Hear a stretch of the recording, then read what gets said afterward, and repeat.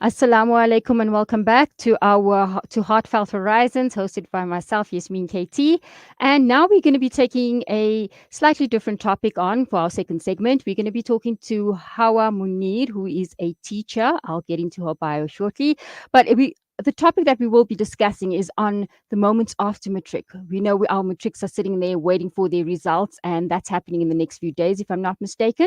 So we cannot forget our matric results.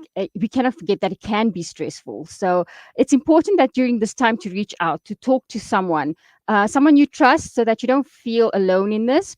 So let's talk to each other. Even if we see a friend struggling, let's reach out to them. So that's a very important topic that's very close to my heart. And yeah, we're going to be talking to Hawa. Hawa is an English educator for 28 with 28 years of experience. She holds the master's degrees in education and previously had an exciting role as the editor of the Palestinian Chronicle. Wow, that's amazing. We know what's happening now with what's we welcomed yesterday. We welcomed our lawyers and that back from the Hague, and yeah, so let's go back into Hawa's bio. She then decided to pursue another passion, which is learning and teaching and uplifting children to teaching English. She first began with a new career as an English tutor, moving on to a full time English educator at Al Aqsa High School. And yeah, she is the owner of HMM Training Solutions, offering a soft skill training. Assalamu alaikum, Hawa. How are you? Walaikum salam. I'm very well, and how are you? Alhamdulillah, shukr. Jazakallah for joining us today. I know it is short notice and you were up for the interview. So Jazakallah for your time. Thank you for this opportunity. It's really fabulous to have the time to say this, all these important things that are related to our matrics.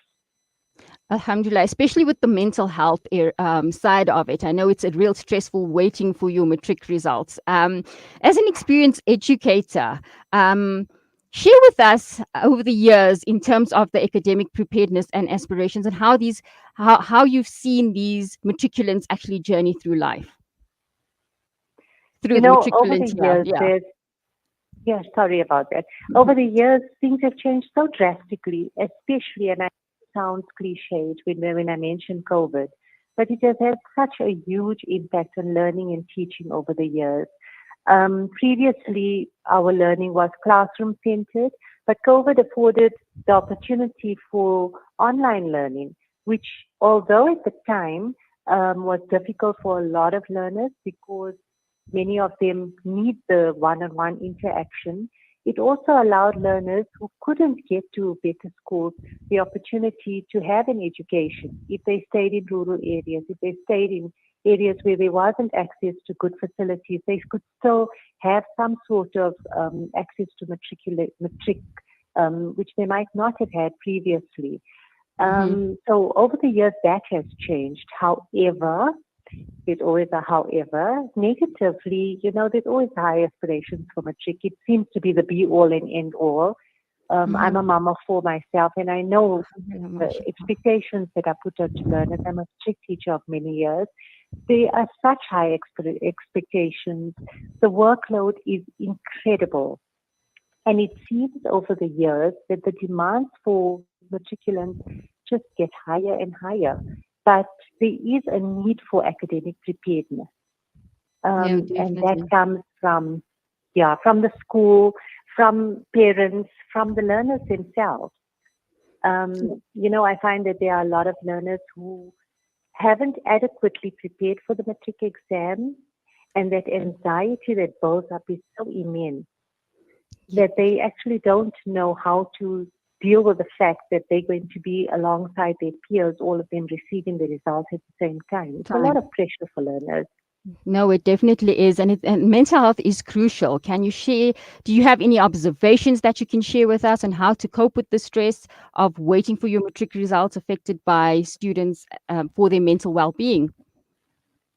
Yes, when I was speaking to a lot of parents, because a lot of my colleagues also have children who just finished their matric at the end of 2023, and I was speaking to a lot of them about what the expectations are, how their kids are feeling, what are the kids' expectations of themselves. The school has immense expectations. A lot of schools want that 100% pass rate. so their reputation's at stake, or they want a very good pass rate. And one of the things one mom said to me was, your kid will forever remember your reaction immediately when when the child got his or her result. So whatever the result is, at that moment, how the parent reacts, how the teacher reacts, how the principal reacts, is the one that's going to be impressionable for the child. And we need to, as parents, as adults, who are more in tune with our emotions, I'm hoping, know that we need to be sensitive to learners, Yes, yes. I even think if the results are not what we expect. expected. Yes, I think we as parents we put more pressure on the learner. Absolutely. Yeah. But I think And also we do it unconsciously, not knowing that we're actually putting this pressure because we in the pressure as well. For when my daughter wrote matric, yes, I felt like I was writing matric as well. So yeah, I think we need to find tools that would help us as parents be more sensitive towards the learner. Any tools that you can share with us absolutely. parents? Well, parents need to realize that they're not writing matric. You I see, think that's the I first just said thing. that because we do feel like we're writing I matric. We do. know. I did feel like that with my first daughter, but I learned a lot in the process. Mhm. And I learned with my second daughter that it's not my exam. I can Mhm. offer support, but I'm not Yes. writing. Yes. So if we offer the support, if they require anything, they require assistance. If I'm not able to assist, for instance, with mathematics, being an English teacher, I can find assistance. There are lots of programs that do assist free of charge, and lots Mhm. of tutors that are available nowadays, because that seems to be the go-to for a lot of matriculants. Everyone seems to be doing some sort of tuition, whether Mhm. it's peer learning, or whether it's through a proper tutor. There is some sort of assistance that is definitely available. But I think as parents, we really need to take a step back, because the children on their own are stressed enough. Mhm. They know that there is so much of expectation on them that the matric holds the card sort of, it's posited like that. It holds the card to their future. And I just like to mention something, that Mhm. Please there do. are other options besides matric. I don't think parents realize that it's not only about the doctors, lawyers, teachers. There are so many Mhm. other options. No, they definitely But is. going back to what I was saying, that if parents support but don't control, both the Mhm. parents and the learners will feel a lot better, because They'll be a children lot just more need at to know, ease. you've got my back, you're Mm. supporting me, and no matter what I do, you won't be disappointed in me. Oh, that's That's actually a very a good major tip. framework. Wow, that's amazing. Learners Yes, are definitely. young. They don't know how to do that, but we're adults. We should know better. So my next question to you is, as a teacher, before we head into a break, right? As a teacher, how do you have these conversations with your learners about the mental health issues, especially coping with the matric year? Fortunately, our learners are always on TikTok or on Instagram or something, Mm. where everyone's talking about boundaries and I need to love myself. And there's so much of exposure to mental health awareness nowadays, fortunately for us. Alhamdulillah. So we can open those doors much easier now than we could before. We can tell kids, you are aware that people talk about boundaries, people talk about emotional sensitivity, emotional needs. These are things that are real. Mm-hmm. And if you need, there is assistance available. I think as a teacher, a lot of teachers fail to realize what a great need there is for empathy in our career. If you Mm-hmm. cannot be empathetic, there's going to be a very big impasse between you and your learners. And we Especially need now. to be aware of them, especially now. We Mm, with need to know that the more pressure we put on them, the more we look at their abilities and not at them as people, and look at their capabilities rather than what we want for them, the more they're going to lose their self-worth. true, And we true. need to let them know and tell. Learners feel that adults don't have problems because we don't tell them. Yes, we have So to be if in we say, control. there was a time, yes, I know where you were. There was a time when I also felt so lonely. And you get their children saying, you felt lonely? Really? We don't have to be perfect to them. The more real we are, the more real they might end up being with us. That's so true. And we don't think of it that way because we've been so programmed to be the parent. We want the best results. We want this from you guys. We're encouraging you. Yes, I do understand that it comes from a good place because we want the best for our children. But we also Yes, need we to do. understand that they have to journey with their own life. It's their own life journey, and these are the Absolutely. steps that we need to take. Yeah, that is really that's something that we need to learn. I think we need to learn how to deprogram ourselves from that and learn a whole lot of different styles on how to parent and different tools when it comes to the matriculants, because not only that, they're actually coming into adult world at the moment. They're becoming their own Yes. adult. And yeah, we need to be able to guide them. In school, they don't teach us that, they don't teach us all the ups and downs that come with it. It's just very academic. I think we need to talk about how you need to include some tools there as a teacher. Yeah. But there are so many tools, and I think fortunately we have life orientation, which Mhm. learners take till matric, and this affords us an amazing opportunity to have that rapport with our learners. Because Great. as adults we know that there is life after matric, Matric. but for True, true. learners that matric is the be all and end And all, and end there's so all. many other vocations. I True. studied after 20 years of finishing my master's, and I became a graphologist. So I'm Wow, a handwriting mashallah. analyst, but that has helped me so much with my career, because when I'm walking around and I'm looking at my learners' books, when I'm marking, I can pick up cues. This is a troubled learner. This is a child with ADHD. So teachers also need to improve themselves in Mhm. whichever way. And there needs to be, from the department with private schools, from the directors and so on, there needs to be programs which assist teachers to guide children. We're not equipped. Sometimes Ye- something happens in the classroom and I say, I didn't do psychology, I did teaching. I think we need to But the delve more reality into is, this. Yes, we need to delve more into yes, this after the break. We're heading for a break now. I'm sorry to break you off there, Hawa, but let's no problem at all. touch base this topic when we get back from our break. Yes. Thank you. Pleasure. Rejuvenating media day by day. This is Salam Media.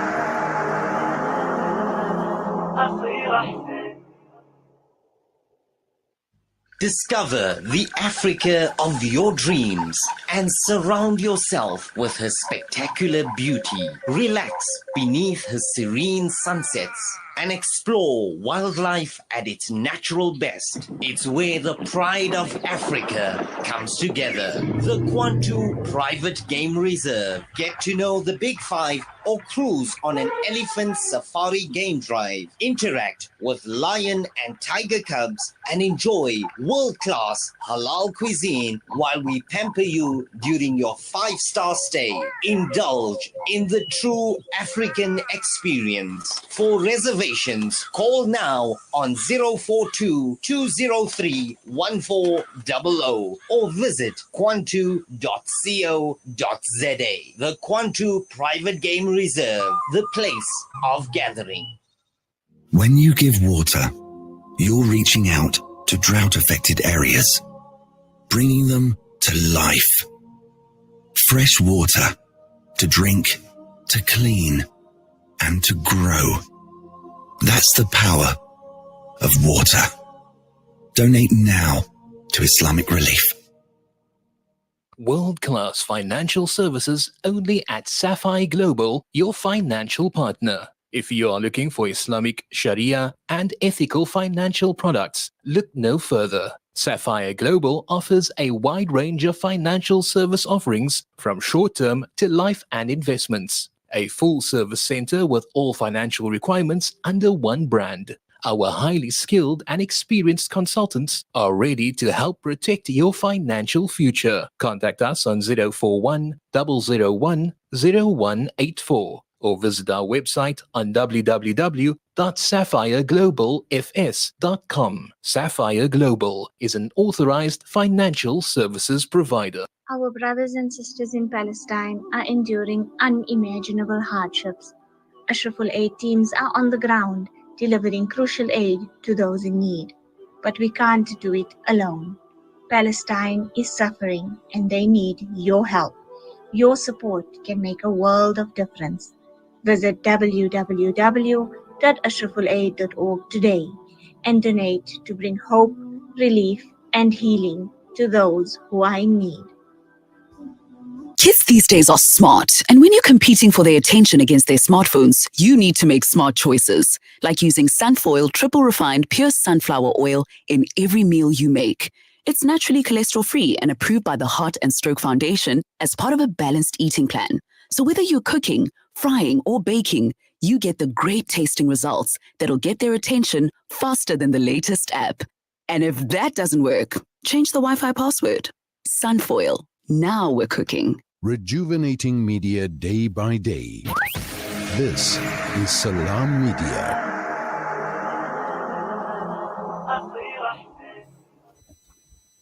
Assalamu alaikum and welcome back to Heartfelt Horizons with Yasmin Koti. That's me. And yeah, we're talking to Hawa Monier, who is an English teacher with 28 years experience. And she was telling us about giving us advice on how our matriculants need to cope with waiting for their matric results. Yeah, I'm a bit tongue twisted today, but yeah, let's go into it. Thank you, Hawa. Again, you were before we went into a break, you were chatting about how we need to learn, how teachers and parents need to learn to find the tools to accommodate our learners in matric. Yeah, can we go back into that conversation? Yeah, sure. One of the things that I wanted to say was that parents and teachers need to realize that all learners and all children are people before they are statistics. Mm-hmm. Before their child is a matric number, an exam number, that is a child, that is a person. And using that person to determine, how good a school is actually quite cruel, because that child, every single child, has his or her own journey, and that's really important. So I think some of the important tools that we need to give to children, number one, is a sense of self-worth, unconditional love. I don't love you because you did matric. Mm-hmm. I love you because of who you are, and well done for what you did in matric. I think a common misconception with parents is the way we speak to children. And, words are very important. I think as an English teacher, for me, it's crucial the way people speak and the tones that people use. So one of the things I always tell my learners is when you pray, when you're making your dua, you need to be very specific about what you're saying, because if you do badly in the math test, many times you asked for it, and the learners will say, "What do you mean? We don't want to do badly." So I say, "But you said, I'm going to fail my test." So if Allah says Ameen and the angels say Ameen, then what do you expect? Yes, it's some form of you're actually putting it out there. Yes, it's the self-talk that needs to be discussed. Yes, I agree with you. So you need to talk positively to yourself. I want to do well. I hope to do well. Not I'm going to fail. Because when the Ameen and then you fail, it's your own doing. So don't talk negatively to yourself. You're a very important person. Yes, because you're already going inside with a negative mindset. Exactly, 100%. So the other thing is, parents, there are lots of parent support groups. And I know parents feel extremely overwhelmed. And taking that out on children and putting that immense pressure on children can be really demotivating. Children nowadays are more sensitive and less resilient than the children of yesteryear who just moved on because they needed to. Now children, they feel deeper, they're more sensitive, and parents and teachers need to be aware of this. We need to deal with them sensitively, listen to them, ask them, look at them, see their reactions, note their body language, and we need to be more open. I think those days, parents just dogmatically barking out orders to children, those days need to take a back seat. We have to be open and communicative with our children.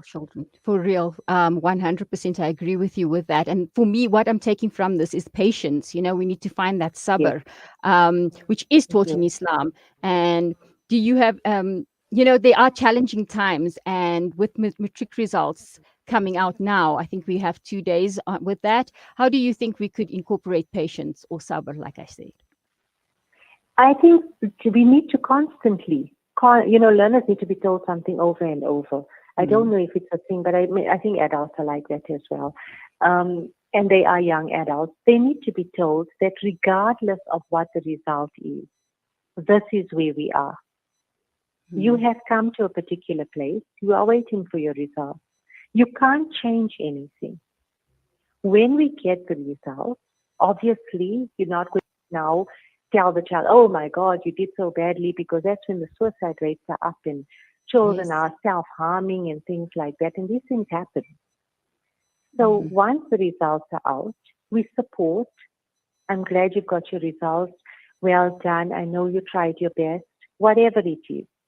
After that, maybe a day or two, when they come to you and they say, look, I'm not happy about this, or you tell them, are you entirely happy? If they're not, there's so many other options. They can rewrite, they can take a gap year, they can read to matric if they want, rewrite subjects if they want, they can go into a vocation. They don't have to go into university. There are so many options nowadays. But it's so important to be sensitive and tell the learners, you can't change anything at this point. This is your journey. You did what you had to do as much as you possibly could. We will wait, and when the results come out, we will deal with whatever needs to be dealt with then. They need to have that faith that nothing can be changed. Exactly. That brings me to my next question, which would be, the matrics who might have felt that the results weren't themselves, how they define themselves by the results. How can we change that narrative? How can they move forward and look beyond that? I think instilling in them the idea that they are a person before they're a number again is very important. Yes, going back to that. So then, you're always so naughty, or you always do horrible things, but it's not that. I love you. I don't like what you did. The parents need to separate the two. Even how if do we separate the two? Because in our mindset, we have to say, this is my child, regardless of what the results are. The results don't define my love for my child or my care for my child. My commitment is to this human being. The results are part of the journey. And whatever the results are, I still love you. I'm still proud of you. If the child is not happy, there are options. They can rewrite. The rewrite forms are given out at most schools. You can just get them when you pick up your matric certificate, the provisional copy. And you can apply to the GDE, to the Department of Education, to rewrite any subject. Alternatively, you could redo your matric. Now gap year is quite a fad. A lot of learners take a gap year, and during that time, they can choose to rewrite any subject rather than write supplementary exam either in March and April or in June. You can rewrite the full subject at the end of the year, so it gives you sufficient time to study. And during that time, if you want, you can pursue part-time employment or anything of the sort. But there definitely are options.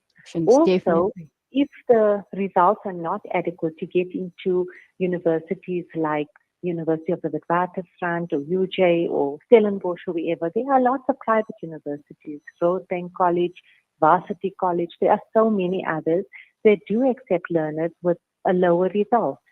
But at the end of the day, you're still getting the education that you wanted.